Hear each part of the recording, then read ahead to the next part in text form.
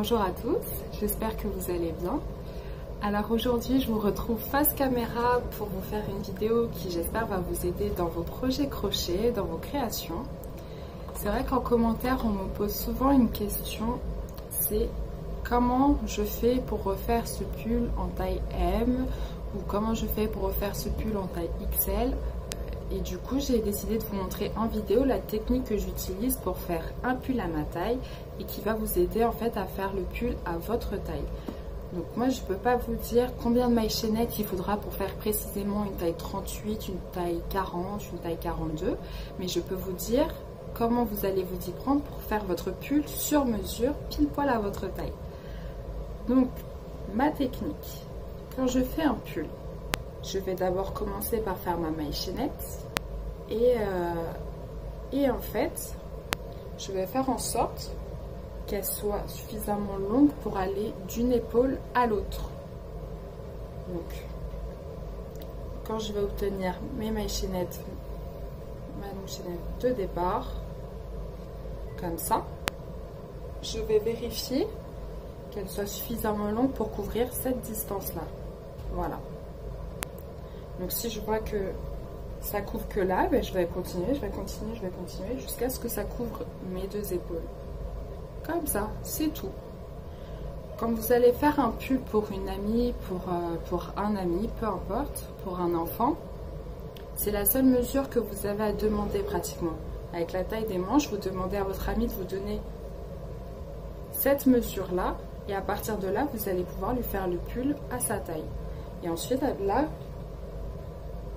au niveau des épaules, il n'y aura plus qu'à compléter avec la longueur des manches. Pour le gilet blanc que je vous ai fait l'année dernière, le gilet aux manches kimono, là, au lieu de prendre pile poil la longueur entre mes deux épaules, j'ai pris volontairement plus large.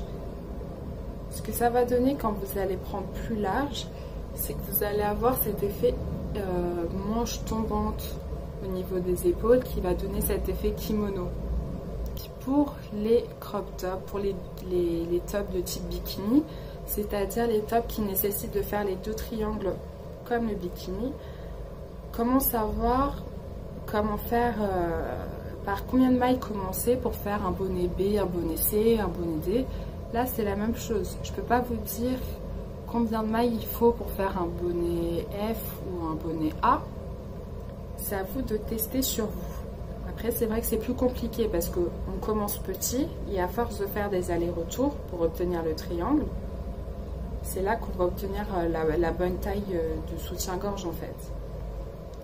Moi, ce que je fais, c'est que quand je fais les 10 mailles chaînettes, en général c'est 10-12 pour moi, je fais en sorte que la chaînette soit suffisamment longue pour aller de la base de mon sein jusqu'à la moitié.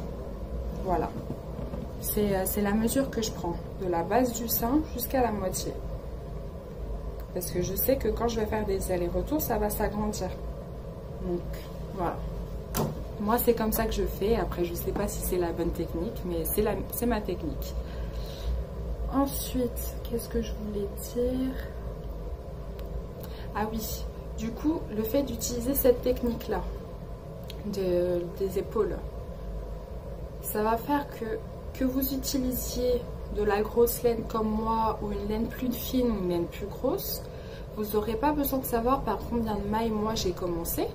Vous pourrez adapter tous les projets avec la laine que vous avez chez vous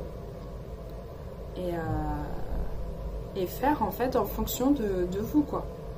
Par exemple, si j'ai fait 60 mailles avec de la grosse laine qui se tricote en 6,5 et que vous avez de la petite laine qui se tricote en 5 mm, vous n'aurez pas besoin de savoir par combien de mailles moi j'ai commencé. Moi, je ne pourrais pas vous dire combien de mailles il faut que vous fassiez, mais vous pourrez faire cette technique-là des épaules. Voilà. N'hésitez pas à prendre un tout petit peu plus grand quand même que la longueur qu'il y a entre vos deux épaules. Moi, je trouve ça quand même plus petit, plus joli quand le pull, vous voyez, par exemple, là, je porte un pull, la couture du pull qui est là, Si vous voulez, elle n'arrive pas tout de suite ici. Elle tombe un petit peu. Je ne sais pas si vous allez voir la couture.